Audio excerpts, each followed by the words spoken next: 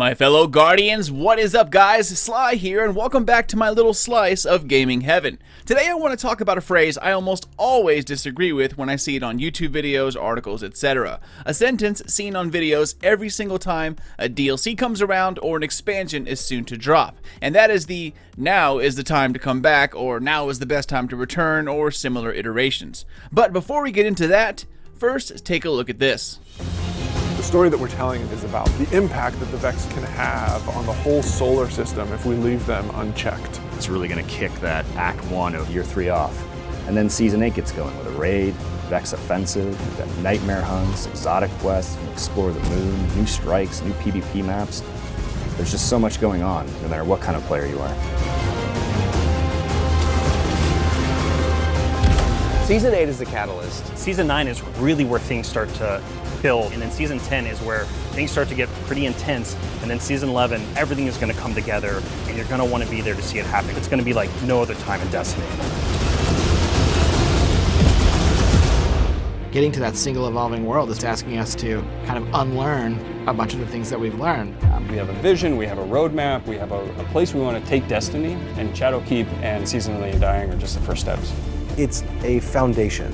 This is like the bedrock that we're going to build a lot of other stuff on top of. Forsaken broke a bunch of the bones that we had set, with Destiny 2. What we've been able to do this year is reset them. Are we done? No, not even close. So that was just to give you guys some context about the importance of the upcoming expansion. Games like Destiny, the open world MMO, games as a service type of genre, it's a hard genre to jump into once you're past the vanilla stage. There is usually a ton of leveling, followed by weeks of learning, lots of "oh, look at you, you just started, how cute" kind of comments, and a long slog of hardcore farming to get the weapons and armor you need to be successful in current content. Destiny is pretty much in the lower end of the spectrum and nowhere near as hard to catch up on compared to games like Final Fantasy, the MMO, or Warcraft, but still, it's no easy or quick feat. If you see posts online looking for people to carry them in older raids or quests, it's usually because they're trying to catch up quickly so they can play with their friends in current content. This has been a barrier to entry since the MMO genre has been born. If you were to pick up Destiny today, pre-Shadowkeep, you would get a power level boost, sure, so it wouldn't be as bad as it normally would. However, you still have to beat the D2 campaign, then the Osiris DLC, then Warmind, and then Forsaken, and then after that, all of the seasonal quests and side items or exotic quests, and even then, you will still be at a disadvantage because it takes time to collect all of those exotics and finish all of the catalyst or get lucky from drops. Then you have to learn all of the old raids, play them enough to get the good drops, and then you can hang out with your friends and be on par. Now that might be a slight over-exaggeration, but if you're looking for your character to be as prepared as your friends, then that is absolutely no exaggeration at all. That is literally months of work to catch up. And while this will never completely go away, there are times when you can minimize how much catch-up you do. In October 1st, the Shadowkeep expansion, here it comes, I'm going to say it, get ready, it is the best time to get back into Destiny. In fact, I haven't seen a cleaner time to enter since vanilla Destiny 2. Well, why you ask? Well, my friends, I am glad that you did. So, let's break it down. So first, free to play, of course. A huge amount of content is going to be free to play on October 1st. I'll have a full video about that coming up here soon. So if you're curious on what's free to play, what's not, check that out. It'll be out in a day or two. Now, the free to play, it's called New Light, and it's basically everything up to Forsaken. Raids, dungeons, exotic quests, seasonal editions, you name it, it'll be there. This will introduce a huge amount of new gamers to the Destiny universe. So finding people at that time to hook up with and learn new raids, old raids, it's going to be easier than ever. And if you're new to Destiny, I absolutely highly recommend going in with 5 new Destiny players and 1 Sherpa, or a friend who is just simply good at teaching raids. Beating your first raid will connect you with those 5 people, and that right there is the makings of a clan, which as I personally can vouch for, can turn into something amazing. But besides that, let's talk about Shadowkeep itself. DLCs of the past would give new players character boosts in terms of level, but you still had to play through the old content, and small DLCs do not add a ton of new Guardians, so finding people to play older content with can become a huge hassle. However, since Bungie's early breakup with Activision, it has seemingly lit a fire under their ass, and it has been a long time coming. This newly motivated company is overhauling the game piece by piece, and as we found out a few days ago in the latest vidoc, Bungie has a 5-year plan for Destiny 2, and it seemingly starts with Shadowkeep. On October 1st, we'll be given a new story arc, and the most important part is that it's a new story arc. It's not mid-season or mid-year, it's brand freaking new. Not a continuation, but the beginning. Everything that happens from now until a year or two will be kicked into motion by the events of Shadowkeep. So in terms of keeping up with the story, you're going to be good to go if you're a new player or just returning.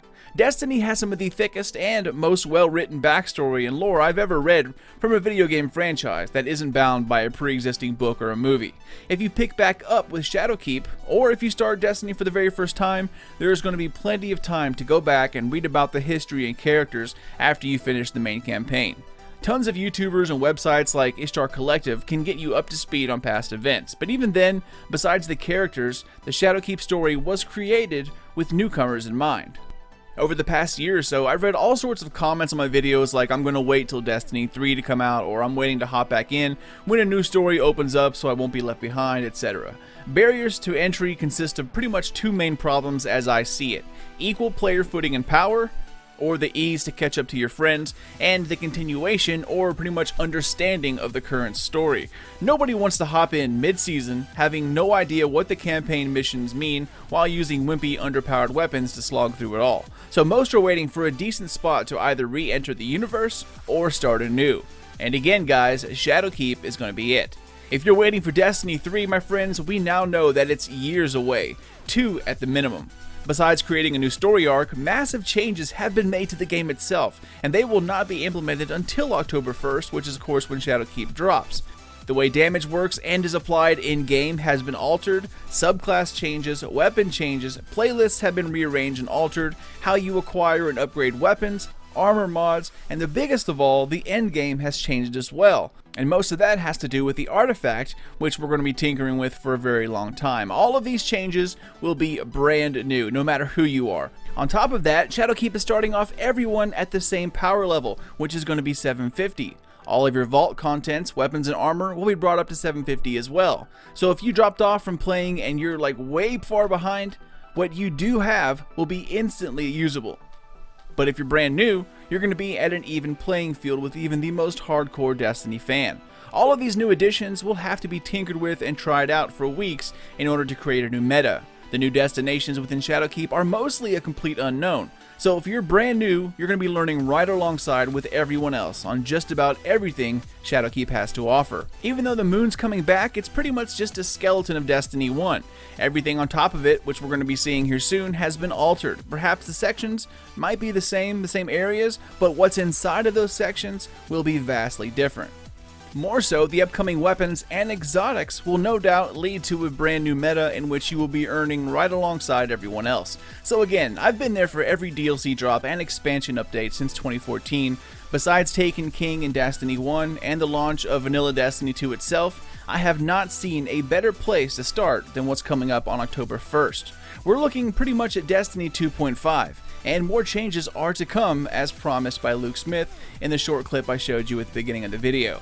Now, Bungie has promised easier barriers to entry for every expansion and DLC from here on out, and while that may be the case when comparing it to previous years, if you wait for, let's say, the next expansion, you will be playing the conclusion of what started in Shadowkeep. So not only have you missed out on all the weapons and armor from Shadowkeep, which will probably still be relevant at that time, the story won't make sense unless you, once again, play through the previous storylines. The only negative thing that I could think of about starting on October 1st would of course be previous weapons, armor, and exotics. However, I believe that it won't be that big of a deal. Since Shadowkeep is such a big turning point for the franchise, I think the best weapons and exotics have yet to drop. Add that to the new Nightmare weapons and the ability to re-roll weapons via Rune Table, and that will help make meta weapons that much easier to come by. So while you may miss out on a few exotics from the past DLCs and expansions, I don't think it will matter all that much. And the final cherry on top of everything, of course, is cross-save and Google Stadia. Now, while I have not been impressed by previous trials of several cloud gaming betas I was able to test out, the thought itself is pretty awesome, and cross-save has just been amazing. However, I do wish there was a merge profile option because my PC characters had all the latest gear and that was pretty much my main for the last couple months, while my main Destiny 1 characters imported from, Xbox 360 had everything up to Black Armory. So I had a little bit of a dilemma. Do I, stay with my main characters that I've had forever, or do I stay with my characters who are all, max light and up to date? Of course, I end up choosing my OG characters, so I'm missing lots of new weapons as well, but nonetheless, being able to play on PC, then hop on Xbox to help my other clanmates while using the same characters, it's something I've been waiting for a very long time. So yes, once again my friends, the overused "now is the best time to come back" phrase has never been more true. Because of the changes, the start of a new story arc, the start of Destiny First Light, and the way seasons will work, this is Destiny 2.5 in my eyes, and you won't find an easier time to enter the universe than what's coming on October 1st. Now, if you're coming back brand new, or have been here since the beginning, or somewhere in between, everyone will finally be on equal grounds for the first time in quite a while. Once you beat everything, all the story, all the quests, and all the goodies have been unleashed, that would be an excellent time to go back and check out the past storylines and dig into the past lore. It'd be nice to know all the characters, the nightmares, and other baddies, and who they were, along with what else is going on in the universe, so you can be prepared for the next expansion, which has been hinted at fixing the timelines as you can see here. So that will probably be a pretty story and lore heavy expansion if it's going to connect all of the past story arcs into one continuous timeline. All the more reason that now is the time to act. But as for me, that is about it, guys. As always, thank you for watching and for supporting Sly Nation. Now this video is of course my opinion. From what I've seen in the past, and from the little I know about what's to come, this statement has never been more true. So if you're a returning Awoken Guardian from accidental stasis, or a Kinderguardian who has just experienced their first resurrection, then I want to be the first to welcome you back. Destiny is changing, guys, and it's absolutely for the better. I've stopped my Destiny videos in favor for other things in the past year, mostly due to the fact that the way seasonal content worked last year, I personally thought was a little boring until, of course, Season of Opulence, which wasn't that bad. So while I kept up with a few other things, I will be going back full swing Destiny with the release of Shadowkeep. So keep those eyes open for weekly reset guides, Xur videos, raid guides, tutorials, secrets, and much more. It's awesome to be once again excited by Destiny. Anyways, enough talk. I am out of here, y'all. If you're bored and creeping around the net, check me out on Twitter or Facebook at Sly Nation or Sly Nation Gaming on the FB. I'll be streaming my Destiny experience all throughout Shadowkeep, so keep an eye out on the streaming sites, as I haven't decided which one to main just yet, but I will announce it here soon.